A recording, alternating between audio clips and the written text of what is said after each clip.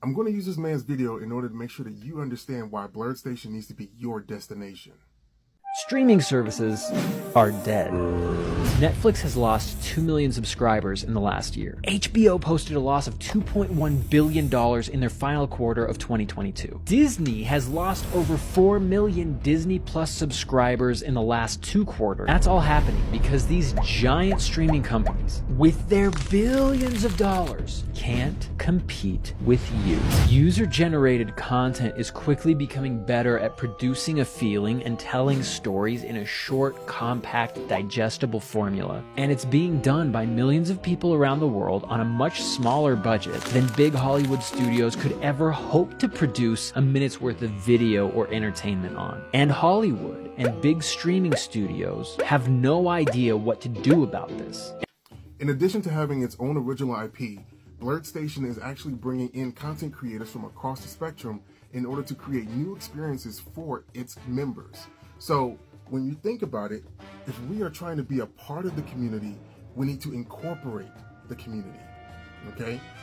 Understanding what this man's saying, that it's not that the streaming services are not reflecting those who are watching it, we are.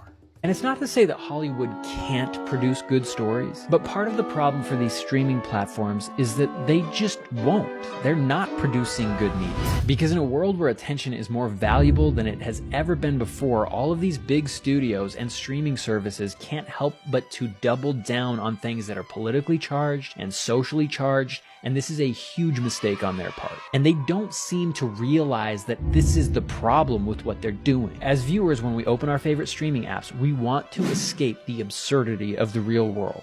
And escaping from the absurdity of the real world is what Blerd Station is all about. I mean, we're based in speculative fiction, where it's only about horror, fantasy, sci-fi, anime, comics, video games, everything across the spectrum that doesn't have to do with the real world. Now, if you don't understand how fun that can be, then it's our job to teach you. And since these streaming studios insist on shoving more politics, more social issues, and more virtue signaling into the faces of their viewers, viewers are leaving those platforms for more personalized, bite-sized content from creators that they like and trust on these social platforms, where content is more personally curated. Because social media, particularly short-form video, has matured into this place where independent creators are able to make content that is finely tuned and tailored to your interests as a viewer.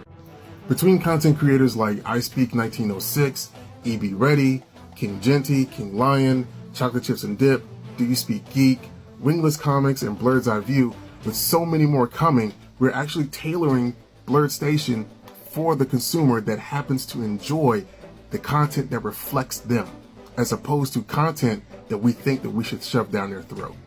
You can get exactly what you want, exactly when you want it on these platforms. And it's because the content creation process has been democratized by these platforms, and the big studios are still deciding what they want us to see. And in order to sidestep all of that, when we go to these Black-owned comic book conventions and exhibit, we're going to be taking in pitches and auditions and ideas from our own members, our own community, to make sure that we are giving them the content that they actually want to see. We're not going to just create things on our own without the input of our community. What's the point of having one that we rely on if we're not going to cater to them?